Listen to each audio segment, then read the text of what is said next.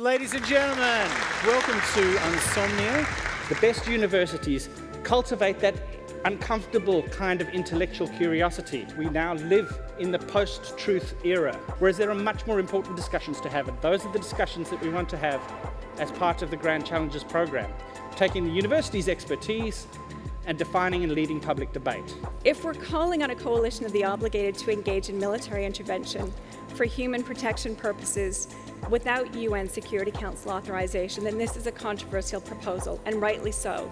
It is time for policymakers and researchers, including scientists and social scientists, to figure out how to integrate family needs into the development agenda.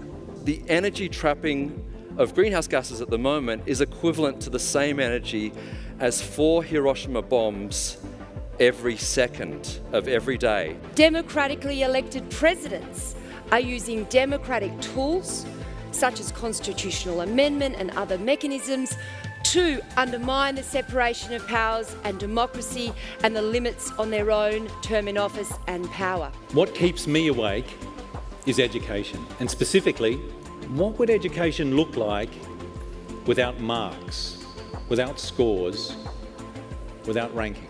Drug policy is rarely evidence-based. This is what keeps me up at night. This disjuncture between the reality of policy making and the myth that it is rational, evidence-based policy. If we don't listen to people, and if aid fails when we don't listen, then the opposite of that is absolutely true.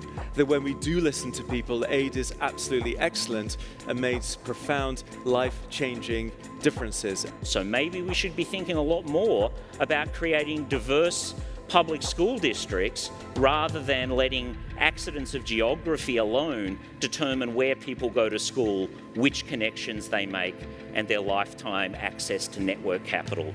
Every second, someone is displaced by a natural disaster.